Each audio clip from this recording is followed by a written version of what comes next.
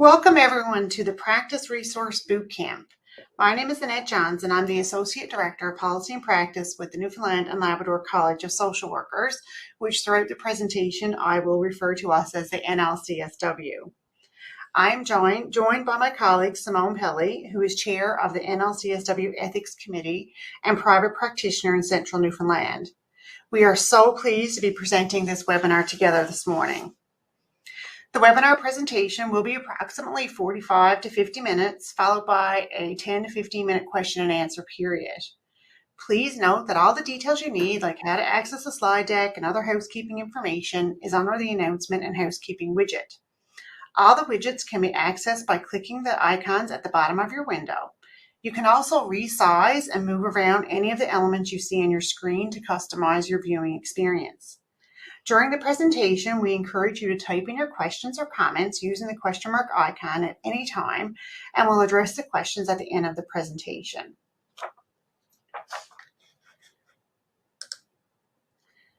So here's our agenda for our hour together this morning. So as an organization, the NLCSW is committed to developing resources to support social workers in their practice, and ongoing communication about these practice resources is very important. Every month, the NLCSW sends members an electronic update that contains information on activities of the NLCSW, important information that members need to be aware of, and information on new practice resources that have been produced.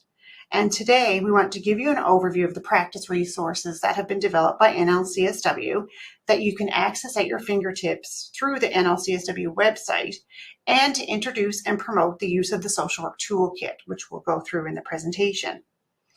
While we won't be going into depth on each of these resources, our goal is to give you a broad overview of what resources and tools are available that you can use in your practice. Some of them may be familiar to you, while others may not. However, all are grounded in the ethics of the profession and speak to the ethical issues and trends in social work practice. And we're going to highlight where you can access all these wonderful resources on the website. Member engagement is very important, and we'll also be having some polling questions throughout the presentation, and your participation in these polls will be greatly appreciated. So to begin, just to kind of look at the regulatory framework for social work here in Newfoundland and Labrador. And social workers in this province have a responsibility to be familiar with and adhere to the Social Workers Act, the CASW Code of Ethics and Guidelines for Ethical Practice, and the NLCSW Standards of Practice. All NLCSW practice resources, including explanatory documents and guideline documents, are grounded in the Code of Ethics, Guidelines for Ethical Practice, and the Standards of Practice. They provide information, guidance, and clarification on a variety of topic areas based on trends and best practices to meet the needs of social workers and promote high-quality social work practice. They are an integrated part of the components of ethical practice, and they highlight what one's ethical and professional responsibilities are. So here's the toolkit that we want to introduce to you today, or refresh, because we have published it certainly in other areas, including Connecting Voices, and have distributed it to members as well. So this is your regulatory social work toolkit. And we've really developed this toolkit as a visual and a reference for members. So as you can see, in terms of the breakdown, we have outlined, around the standards of practice. So those would be the 2020 NLCSW Standards of Practice. We have a series of explanatory documents that takes elements of the standards of practice and goes into more depth around that to provide more direction and information. Then we have our guideline documents, which are really meant to provide information and guidance on issues, around social work practice and affirms one's professional responsibilities. And then we have our interpretive documents, which again provide information, clarification, and commentary on professional ethical issues in social work practice.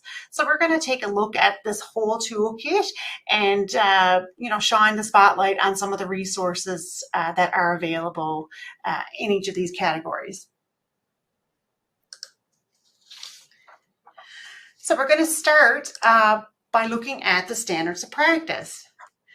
So the standards of practice were updated in 2020 and address many areas, including registration, competence, informed consent, technology use, interjurisdictional practice, termination of the professional relationship, dual and multiple relationships, conflicts of interest, cultural diversity, private practice, and the list goes on. In total, there are 24 standards outlined in the standards of practice. And as social workers, it's important that we know and understand these standards and how they are applied in our practice. So here's one example of a standard from the standards of practice. And I wanted to highlight this one in particular because some of the ethical dilemmas social workers continue to face in practice include situations where a client may send them a Facebook friend request or reach out to them on a social media platform, or other times when the social worker considers searching out client information using social media. And in thinking through these dilemmas, a review of the standards of practice along with the code and guidelines is helpful. And the standards speak specifically to social media.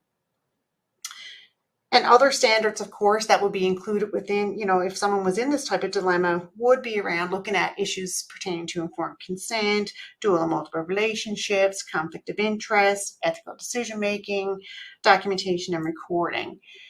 So this slide is just a sample of a piece from that standard that you can see there on your screen in terms of the slide, and looks at issues pertaining to establishing and maintaining boundaries with clients and former clients, the protection of client confidentiality and privacy, organizational policies that need to be looked at, and the whole process of informed consent, and if a client's been engaged in that conversation around how social workers use social media use as part of that therapeutic process.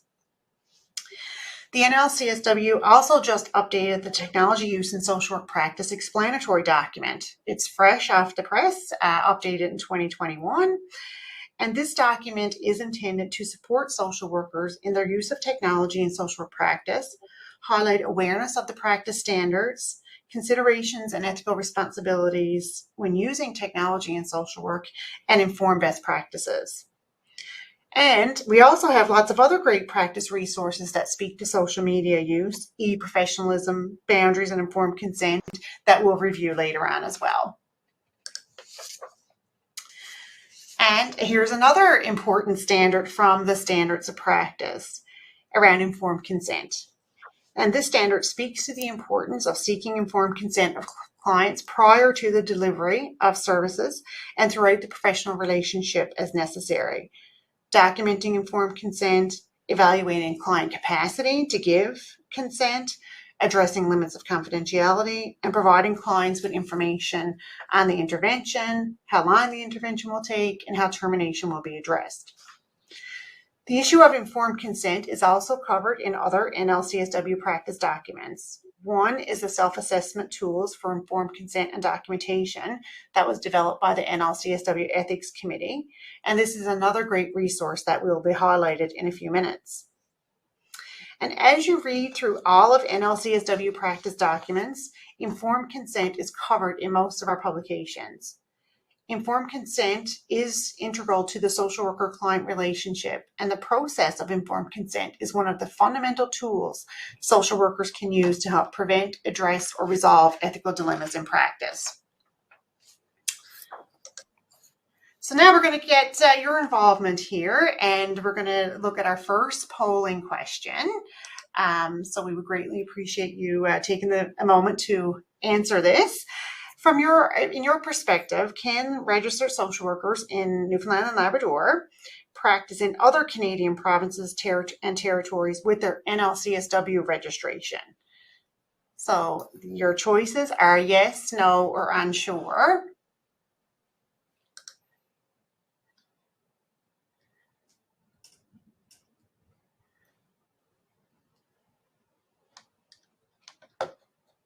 So I'm just waiting for some of the results to come in. They're starting to come in there now.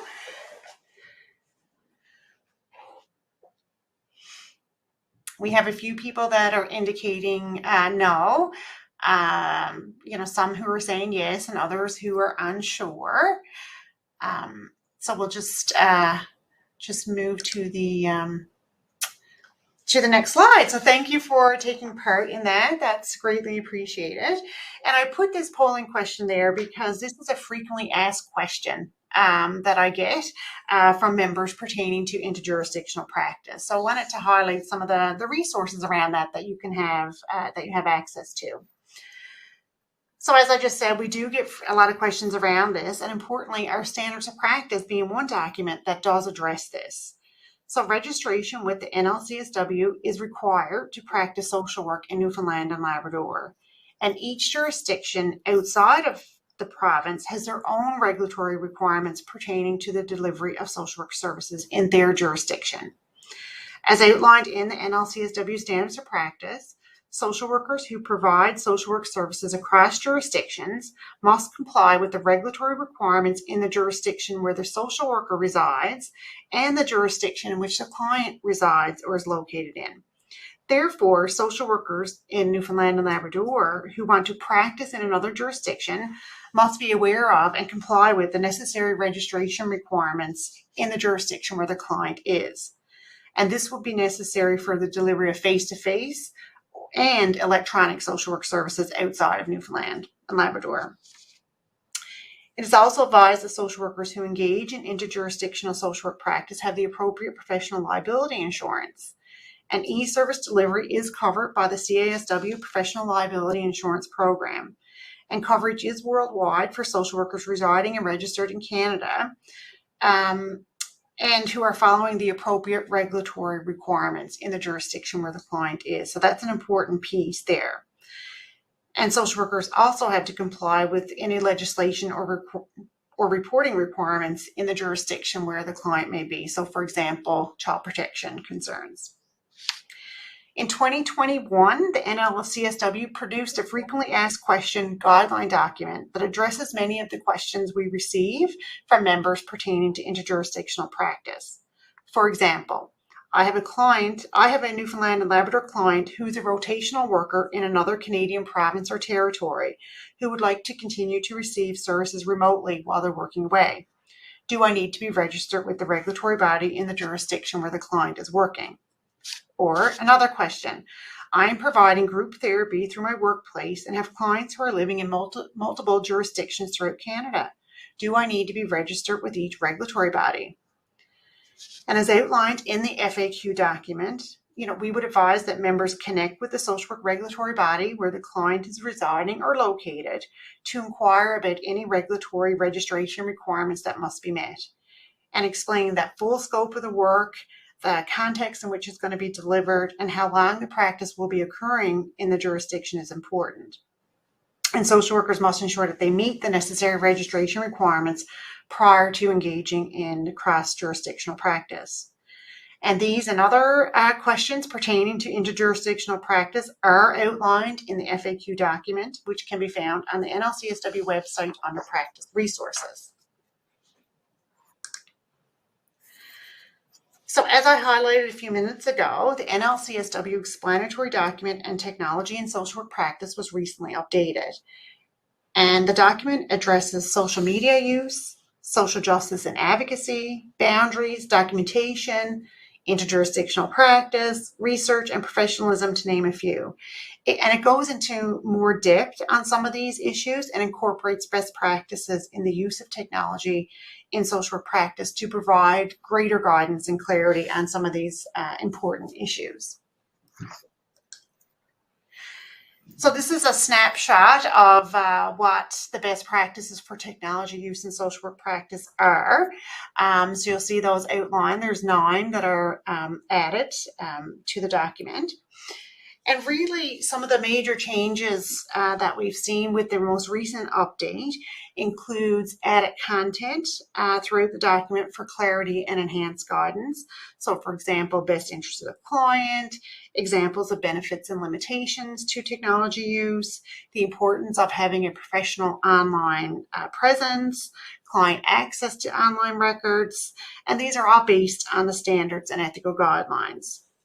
There's also an addition of a new best practice pertaining to respect and professionalism when relating to colleagues, supervisees, and students through electronic mediums and online boundaries.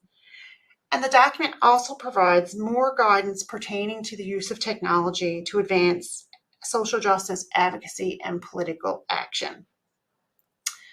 So I just want to give you a snapshot of one excerpt from the document, and again, you can read about all those best practices by reading the document in its entirety. However, I just wanted to pull out a piece to show you what it looked like. So it does delve into, in terms of informed consent and how we inform clients about the technologies that are being used in social work practice, including inherent risks and opportunities.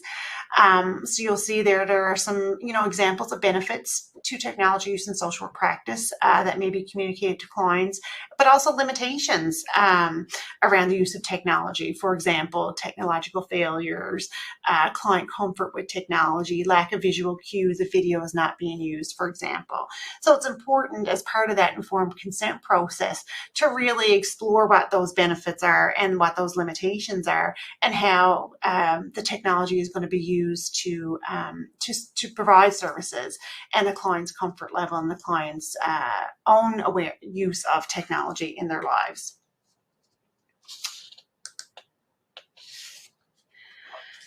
Okay, so now we're just going to change focus a little bit and look at another NLCSW explanatory document. So this is a practice scenario. So you're working with clients from diverse cultural backgrounds. What NLCSW resource can you access to help guide your practice? And of course, that would be the Cultural Competence in Social Work Practice explanatory document. And the adoption of this document was quite exciting for us, as we were the first jurisdiction in Canada to have produced standards on cultural competence. So this particular document, which was released in 2016, outlines best practices in working with diverse cultures, raises awareness to what some of the ethical considerations are, promotes continuing education in this area, and encourages continued reflection and dialogue on those important issues. So this slide gives you a sneak peek into what those best practices are for cultural competence in social work practice. And again, it's meant to provide additional guidance and clarity. So I worked with a wonderful group of RSWs in the development of these best practices, and we carefully considered all the issues and produced a document that really highlights important practice considerations. And there is a focus on building collaborative relationships, engaging in cultural humility, and being open to learning about people's experience of culture, and engaging in an ongoing process of learning and relearning and challenging ourselves to look at all those particular issues. And NLCSW has also addressed cultural competence in our continuing education offerings, through Connecting Voices, and in other practice documents. And as an organization, we are committed to diversity, equity, and inclusion.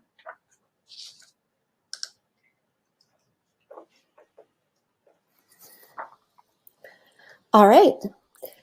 So now we're going to dive into the NLCSW guideline documents, but first we'll start with a polling question.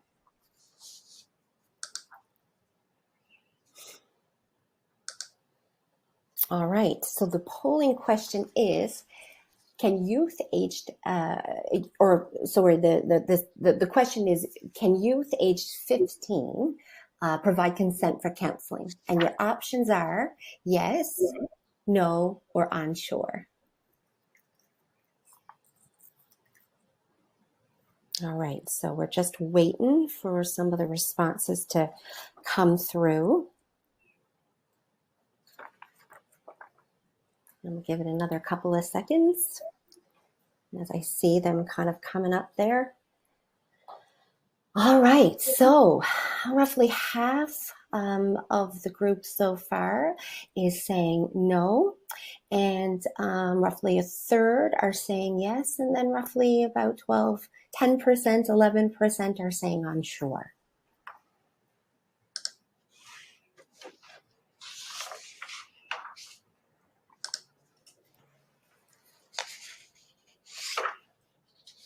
So the NLCSW developed a resource document for social workers titled Informed Consent with Children and Youth, Practice Guidelines for Social Work. It was published in 2019 and subsequently updated in 2021. So this document outlines some of the things social workers should consider when working with children and youth as it relates to informed consent. As you can see there from the table of contents, it includes things like age of majority, mature minor doctrine, factors in assessment of a mature minor, ethical decision-making, practice considerations, documentation and knowledge of relevant legislation.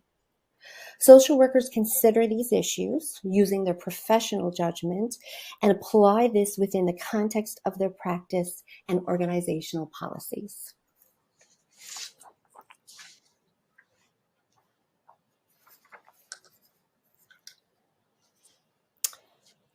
Now, the NLCSW receives many calls. Oh, do we have another polling question to do?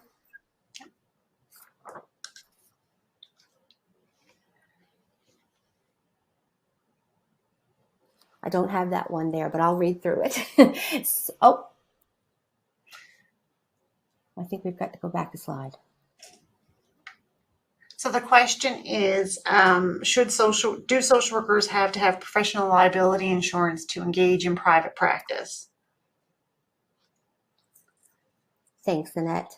And we've got some results rolling in now.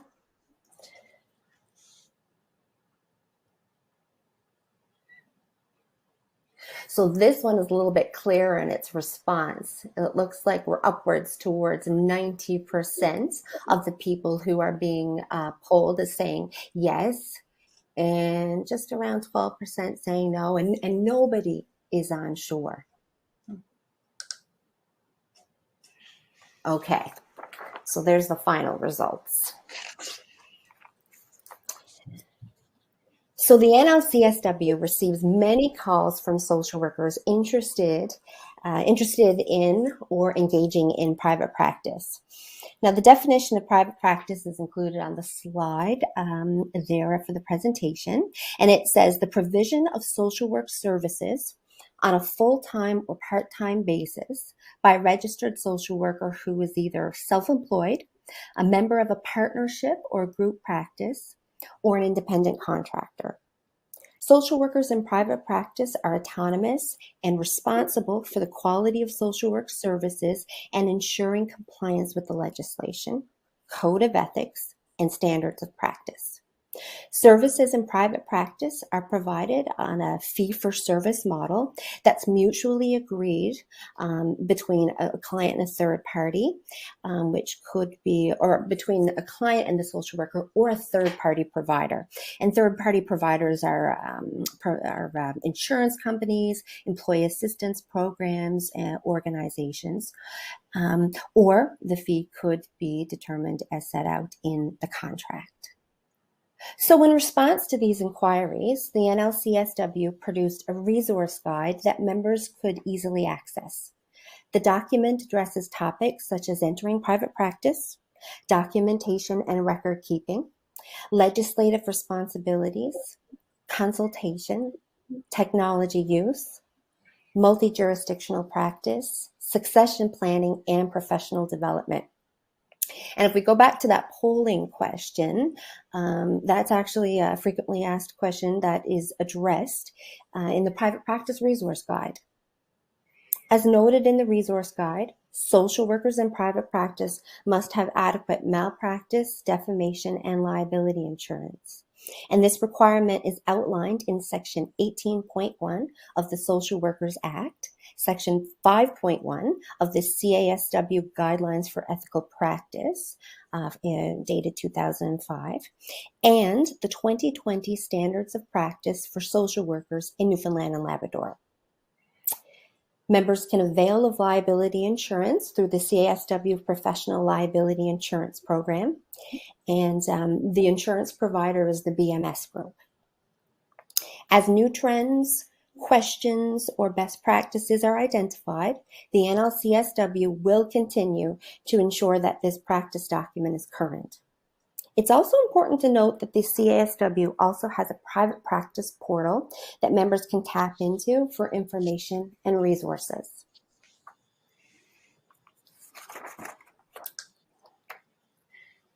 Okay, here is another guideline document that was just updated in 2021. So it was released in 2016, updated in 2021, following federally revised May legislation. And this guideline document, titled Medical Assistance in Dying, What Social Workers Need to Know, provides social workers with information on MAID, including legislative updates, the role of social work, and guidance for practice. So with this new update of 2021, we encourage members who are working in this area or are interested in this topic to review this practice document. Just want to also highlight that the NLCSW has guideline documents pertaining to diagnosis using the DSM, decision-specific capacity assessments, guiding framework for social workers concerned about the professional practice of a colleague, enduring power of attorney and substitute decision-making, and complementary and adjunct interventions and techniques, which I should note that this document is in the process of being updated, and member feedback is welcomed on that document. But we are really responsive in some of these guideline documents to member inquiries that we receive and from consults that we engage in with our members. So, if there is an idea or a topic that you feel should be highlighted, feel free to get in touch because, that really forms the basis of these practice documents. So we're now going to move into a discussion on some of the interpretive documents that are produced by the NLCSW. And several of these publications are initiatives of the NLCSW Ethics Committee, which is a longstanding committee of the NLCSW and comprised of social workers from diverse areas of practice. And as chair, it's wonderful that Simone is able to speak to those many of those practice resources today. So as you can see from the slide, there are several that we're going to highlight around ethical decision-making in social work practice, the self-assessment tools for informed consent and documentation, our Practice Matters series, Ethical Compass series, and Documentation Matters series. Okay. So ethical decision-making is a key component of professional social work practice.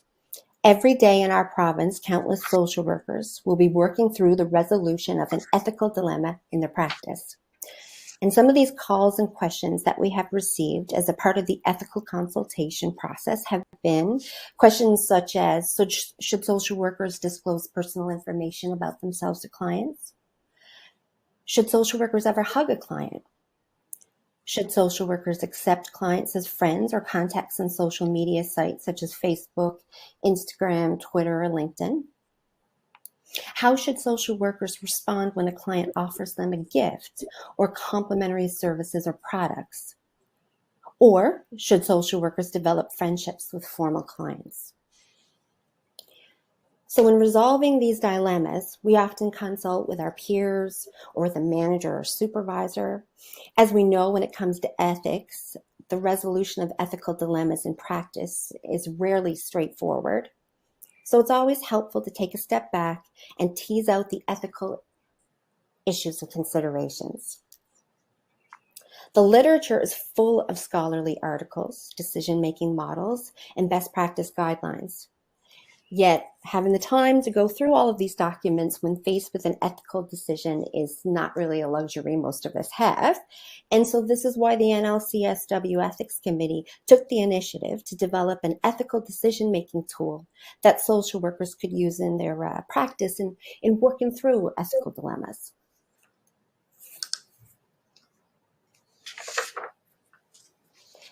Now, this guide, which is grounded in the Code of Ethics and professional literature, is a resource social workers can use to navigate ethical complexities in practice and make ethical decisions. It captures best practice and presents an ethics-informed process for decision-making, but it's succinct and user-friendly as well. It's the perfect desk reference along the CSW Code of Ethics and guidelines for ethical practice and standards of practice. In this guide, you'll find references to the Code of Ethics, explore the components of ethical decision-making, reflect on ethical theory, examine risk tolerance and how this impacts on practice, consider the importance of critical reflection and professional judgment, and find an ethical decision-making model that can be used in practice. So this model provides a series of questions for consideration for thinking through the dilemma. Just also to reference, we did talk about this on the NLCSW YouTube, and back in February of 2020, in conjunction with the Nurses Professional Association, we presented there on a decision-making and professional accountability roadmap for navigating dilemmas in practice. And you can go to that and see how we work through a number of ethical issues. And we follow this ethical decision-making model and take into consideration the following things. What's an ethical dilemma? Clearly articulate the professional values that are in conflict. What personal values, if any, may be influencing my decision-making? And is there a conflict between personal and professional values? Point number 2, what is the immediate reaction, or what's my immediate reaction for the best way to address the ethical dilemma? Which theoretical lens am I considering the dilemma? We can also consult the CASW Code of Ethics and Guidelines for Ethical Practice. And does the code provide direction and guidance? We can identify the sections from the Code of Ethics and Guidelines for Ethical Practice that are applicable to the dilemma. Then we can consult the NLCSW Standards of Practice for Social Workers in Newfoundland and Labrador, and any relevant practice documents that you can easily find on the site. What standards are applicable to the dilemma? We can also consult applicable agency policies and consider what direction is the employer giving. And then we can look into other legal considerations and consult relevant legislation where necessary. It's important to note, too, that those who have professional liability insurance, we do have access to a certain amount of legal consultation that's provided each year. We can also take into consideration some of the cultural considerations. And again, we can use the cultural competency tool that Annette talked about earlier on to review. And was this issue addressed through informed consent? What are some of the available options or choices for resolving the dilemma? We can analyze the risk and benefit of each option, and what steps do we need to take to minimize risk and not compromise our professional ethical responsibilities. We can consult with a peer, a manager, or a supervisor. Does our context of practice make a difference? We can discuss the dilemma with a client where appropriate and consider the impact on the therapeutic relationship. What other resources, including the NLCSW practice resources, might be helpful in our decision-making? And it's really essential to document the ethical decision-making process as we work through it.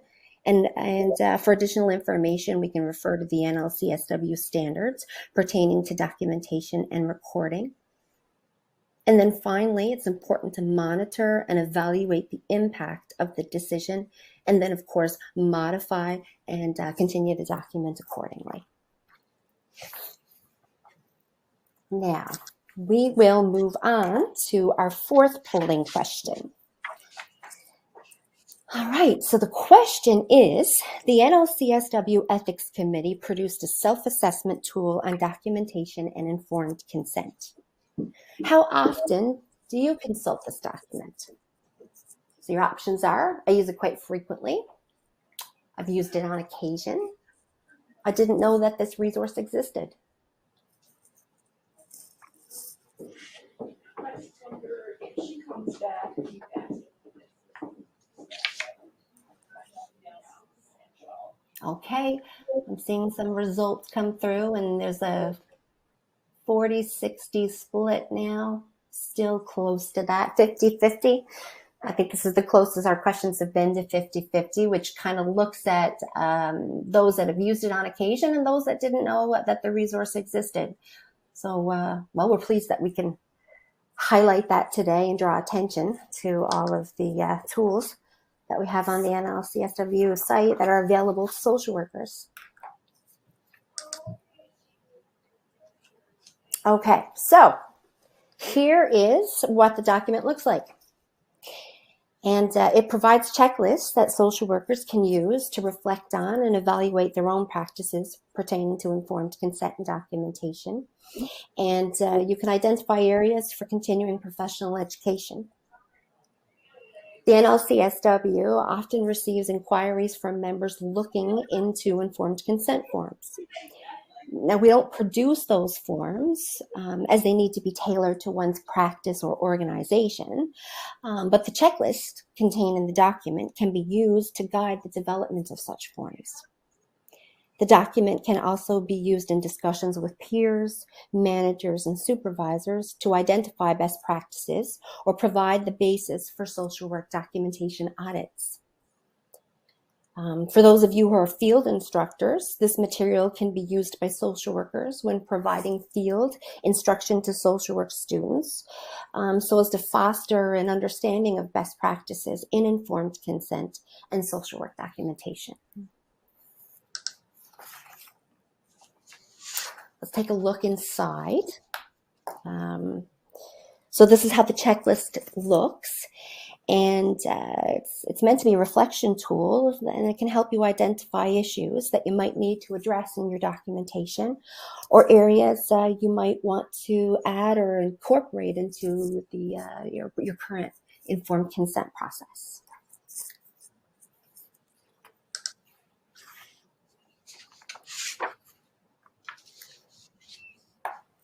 Now, the NLCSW Ethics Committee also initiated the development of this practice resource in 2018.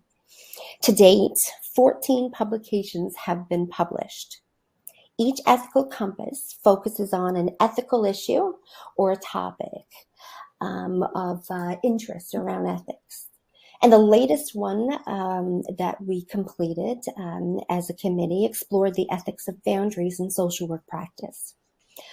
Others have included explored topics such as virtual care, dual relationships, countertransference, cultural competence, and the disclosure of client information, just to name a few. Ethical Compass publications are concise. They're about 2 pages in length. And they're a great practice resource, and topics are generated by the Ethics Committee based on ethical decisions, practice consults, and current trends in practice. So another short tool that the Ethics Committee has initiated is Documentation Matters. Now, this was started in 2019. There's been 8 publications of Documentation Matters to date. Documentation Matters highlight issues related to social work practice and documentation in a concise format. So they tend to be half a page in length, and the material is laid out in bullet points where we highlight issues like standards and guidelines that need to be considered. So some of the topics that have been explored is, how do I know if I'm recording too much or too little? How should social workers respond when a client asks not to record something in their file? Or what things should social workers consider in the documentation of informed consent? So like the Ethical Compass, the topics for Documentation Matters are generated through committee discussion, ethical consults, and practice trends. And these are great in practice resources that social workers can use in the practice. Okay, I'm going to provide a little highlight around the Practice Matters publications. This was also created as an educational tool to highlight and address ethical topics in practice, and it was launched in 2011. So I can't believe it's been 10 years that we've been producing Practice Matters. And these documents are also usually based upon ethical questions or consults that we receive at the office or emerging trends in social work practice. These are a little more lengthier than the ethical compass and tend to be about 5 to 7 pages in length, and social work staff at the NLCSW rotate the writing of these publications. To date, 22 Practice Matters documents have been published, and the topics have included electronic social work practice, accountability in professional practice, termination of the social worker-client relationship, informed consent, conflicts of interest, documentation, self-disclosure, and e-professionalism. So if there's ever a topic that you feel you'd like to see addressed in a Practice Matters publication, let us know that as well. And our latest publication of Practice Matters focused on the importance of knowing the code of ethics and standards of practice, and provides a series of case scenarios that really puts this into context. And there's links throughout the document to practice resources that have been developed by NLCSW. So social workers are encouraged to reflect on how often they review the code, guidelines, and standards, their knowledge of their ethical and practice requirements, and how this informs their practice, but also informs their CE planning for the year. So this is a great initiative and a great practice resources that members can access on a wide variety of topics. So this slide outlines where you can go to access all of NLCSW practice resources on the website. So if you click on practice resources along the top, a drop-down menu will appear, and from there, the listing of practice resources is outlined. So you'll see there the link to the code, the link to the ethical compass, the link to documentation matters, the link to practice matters. They're all there. And of course, we're always interested in your feedback on those documents. But we have another polling question that we want you to engage in with us. And looking at the question of, by reading these NLCSW practice resources, am I able to claim CPE credits? So we'll give you a moment to answer that question. We're seeing the results starting to come in. And 6 are saying, we're about 70-80% saying yes, about 20% are unsure. And that's creeping up to be about 75% yes, 25% unsure. So it's really great that we're able to help clarify that this morning. So results are still coming in there. Just give it another second. Okay, we're about 77% said yes, and 23% are unsure. So we just want to highlight that members may claim CPE credits under the category of self-directed learning for reading NLCSW practice resources. So it not only provides information and guidance on the code, guidelines, and standards, but also will keep you abreast of trends and ethical issues that are impacting on the profession as well. So thank you for participating in that poll. So I just want to highlight a little bit around our continuing education. So we, as an organization, we do continue to offer CE for members. And during the 2020-2021 registration year, we offered 14 hours of continuing professional education through webinar format. We've already surpassed that number for this registration year, and the recordings of all of our sessions are available on the NLCSW YouTube channel. And so members who watch, even if you watch the archive session, you didn't get an opportunity to attend the live session, you're still able to claim credits for that. And those would be required credits. So that's different than if you're reading the practice resources, which will be self-directed learning. Engaging in the continuing professional education webinars are required. So I do want to acknowledge an appreciation for and gratitude for all the RSWs who facilitate these continuing education webinars. They certainly would not be possible without members who offer their knowledge, skills, and expertise in facilitating these events. And we truly have so much expertise in this province, and it's so exciting to share this with our provincial and sometimes national colleagues. So again, if anyone's interested in facilitating a CE event, they can certainly contact me at the office, and I will add your name to our roster. And that's also a great way of gaining CE credits in terms of delivering professional education. Also, just want to remind everyone about the CPE tracker available through my NLCSW, sorry.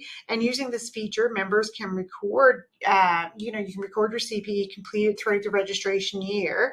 And then during annual renewal, you can easily transfer this information as part of the CPE step. And it just makes the registration process go so much quicker and easier for members.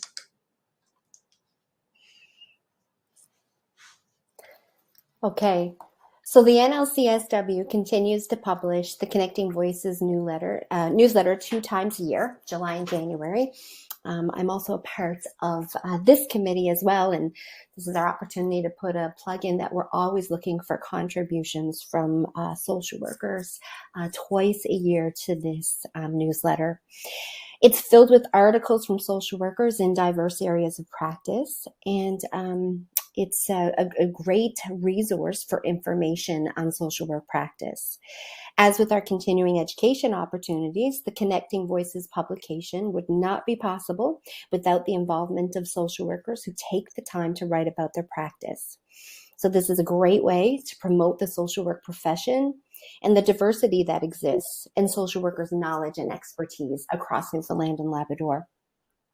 So please reach out to me or a member of the NLCSW editorial committee if you're interested in writing an article for the publication, because we always welcome contributions from our membership.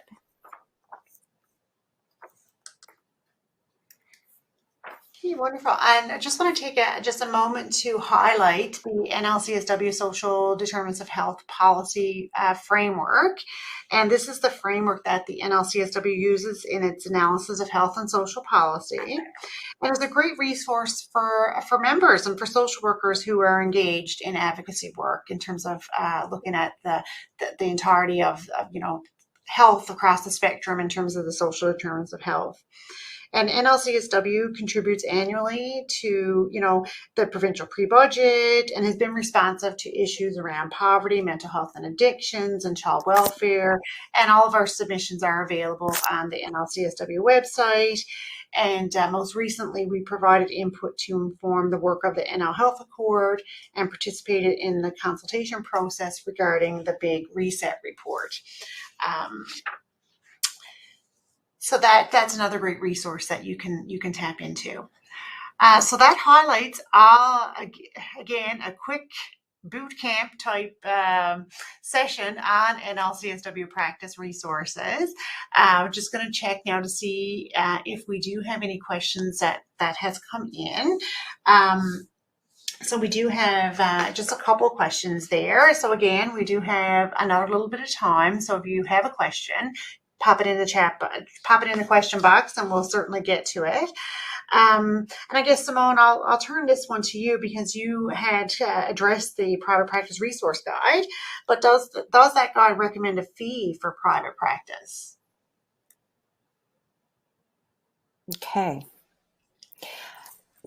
Okay, so the NLCSW doesn't set or recommend fees for private practice.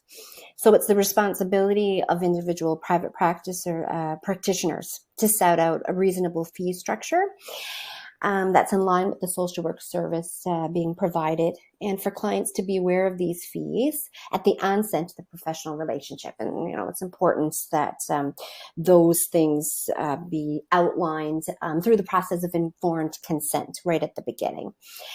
Requests for additional services, such as like letters, consults, or meeting attendance, those kinds of things should be discussed prior to the additional service as being part of the ongoing informed consent process.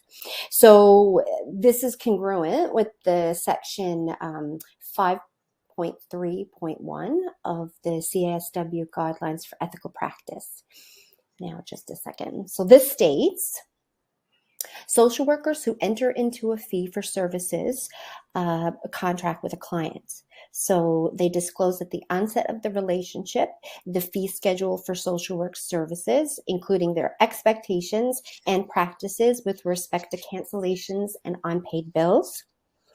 They only charge a fee that was disclosed to and agreed upon by the client. And they charge only for the reasonable hours of client services, research, consultation, and administrative work on behalf of a given client. Yeah, so that's section 5.3.1. Okay, thanks, Simone. Our next question, and I can take this one, Simone, if you want. But in terms of some of the considerations when using interventions such as animal-assisted therapy, Reiki into my practice, what are some of the considerations someone's looking for when using those types of interventions? So I can say that we receive many calls from members about this topic. And as noted earlier in the presentation, we do have a document on complementary and adjunct therapies and interventions, and that is being updated. So, however, the best practices pertaining to the use of these types of interventions or techniques, which are considered outside the conventional practice of social work and generally not taught in schools of social work. Some of the best practices would include, competence, for example. Our code and standards note that social workers uphold the rights of clients to be offered high quality competence services and only use interventions in which they are competent in. So a question for reflection might be, what training or education or certification do I have in this particular technique or intervention? Informed consent, as I noted previously, informed consent forms the basis and is so integral to everything that we do as social workers.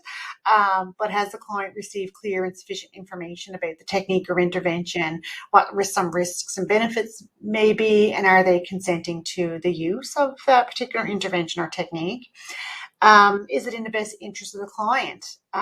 Is it in the best, is there credible, valid, or empirical evidence supporting the use with this client? So looking at those intervention techniques and through that lens of best interest of the client. Also around boundaries, is the technique or intervention being used in line with one's responsibility to maintain appropriate professional boundaries, for example? Consultation, supervision. Do I have access to consultation or supervision in the use of this technique or intervention? And really around documentation, am I documenting this use of this intervention or technique with my client, including the client's informed consent? So similar to other interventions and techniques, it's looking at all those ethical pieces and have we addressed those pieces around competence, informed consent, best interest of the client, boundaries, and documentation, for example. Okay, just looking at the questions here again.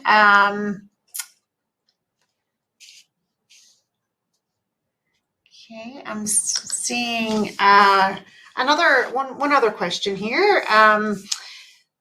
In terms of how people can obtain an ethical consultation, and again, because I can answer that question because a lot of our practice resources that are developed are based on ethical consultations that we have with our members. And I'm the staff lead here at NLCSW for those consultations. But I just wanted to point out there is information on our website regarding the ethical consultation process. So social workers can request an ethical consultation from the ethics committee. And there's an ethical consultation request form that's on the website. And these consultations will be addressed at the monthly meeting of the committee.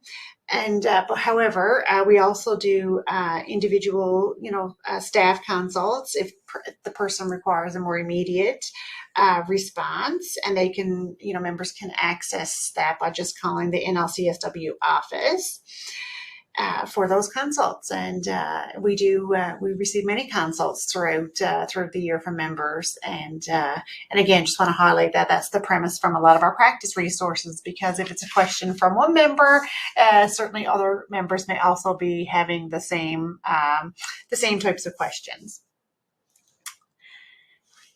So I'm just looking down through the questions. I'm not seeing any other questions. Okay. So I guess we can move on then from that. Again, at any time though, if you have any questions, feel free to reach out to the NLCSW office and myself, and I'll certainly can help you navigate through that. But we really hope that this session provided you today with information regarding the depth and breadth of practice resources that you can use and integrate into your practice. Just wanted to highlight that the PDF of the PowerPoint presentation is available on the resource section of the webinar platform, along with a PDF of the social work toolkit. So you can certainly print off that toolkit, have it as a reference for yourself, but please note that we do update that document regularly as well, just in terms of some of the content and new practice resources that may be developed or updates to current documents that are being updated. You can claim 1 CP credit under the required category of workshop for attending our session today as per the NLCSW CPE policy. We also ask that you complete the evaluation form. And before we sign off, Simone, I don't know if you had any final thoughts that you wanted to note? Well, just to say that I really appreciate, as a practicing social worker outside of the NLCSW, all the resources that are online, and I encourage everybody to check them out and to discover, what they have there to support them in their practice. And thanks again for everyone's attendance for today. Yes, thank you very much for attending, and enjoy the rest of your day and stay safe.